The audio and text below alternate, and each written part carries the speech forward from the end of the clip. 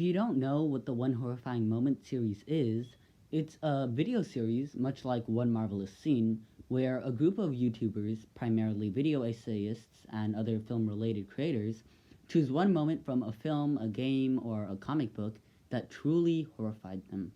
They would then make a video analyzing or discussing the moment, and that video would be added to a playlist. The One Horrifying Moment series was started and created by Matt Draper, and he has invited anyone to join in and make a video.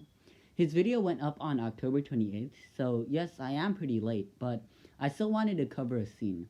By the way, I am writing this script on November 12th, so it's only 2 weeks late. So, without further ado, I present to you my one horrifying moment. I don't watch horror movies. I just don't like them. They really scare me. But even if I did, I don't think that my one horrifying moment would come from them. Most horror movies, or what people commonly associate with horror movies, have jump scares. Nothing that really sticks with you. So when I went through my mind searching for a moment that terrified me, the same one moment kept popping into my head. It's nothing big, it's nothing eerily creepy. It's not a jump scare. It's this.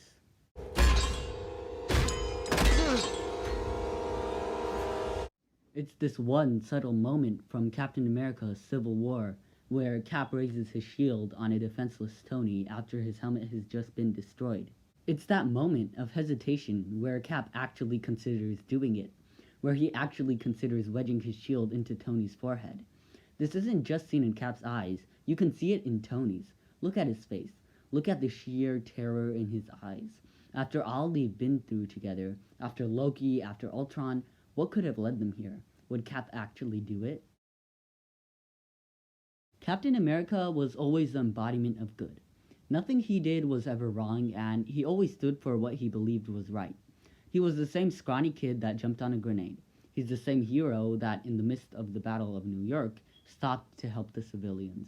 He was the moral compass of the Avengers, and he pretended he couldn't lift Mjolnir to spare Thor's ego.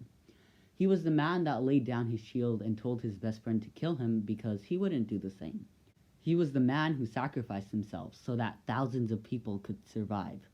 He was the leader that would go on to risk the fate of the universe just so that his new friend might not die.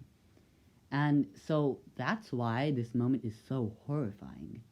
It's not a man deciding whether or not to pull the trigger on another man. It's Captain America deciding whether or not to kill Iron Man.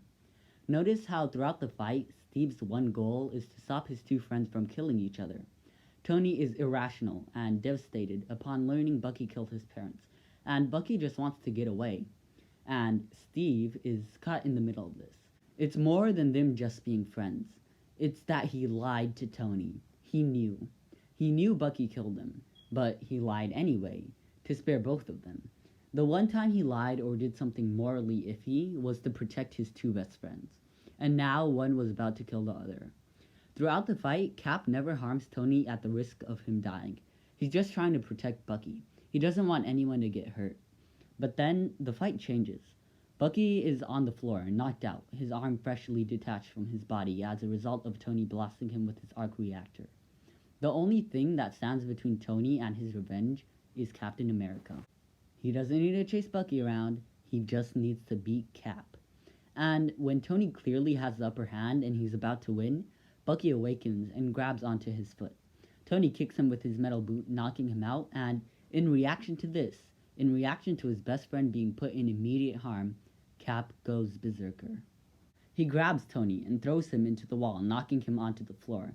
He then sits on Tony and punches his helmet several times. But when he realizes that that's not working, he grabs his shield and begins to shred Stark's armor, ripping it apart with his vibranium shield. And when the helmet is off, Cap raises his shield for the last time for several years. What horrified me more than Cap throwing Tony like a rag doll and beating him to a pulp is Tony's reaction. When Cap's shield is raised, Tony raises his shaking hands, covering his face. And that fear that Cap made Tony feel, and likewise the audience, that horrified me. That Cap would actually consider doing it. He's clearly already won, and yet he still raises his shield again. In that one moment, I was horrified beyond belief. How could Captain America, a hero and role model that I grew up with, take it this far. How could he even consider taking Iron Man's life? In the end, Cap doesn't do it. He can't. He's gone through too much with Tony, and even if he hadn't, he couldn't spill someone else's blood. You can see after he gets off Tony, he's devastated that he took it that far. And the audience is left horrified at what they have just witnessed. The death and corruption of a hero. Not just any hero, Captain America. God's righteous man who has never done anything wrong, who always fights for what's right and plants himself like a tree. I absolutely love this scene. I love how terrifying it is and how much weight is contained within it. Someday I might break down the entire thing, but today I just wanted to focus on a moment. One horrifying moment. Where Captain America raises his shield and considers killing his friend, consequently destroying his righteousness and leaving me horrified.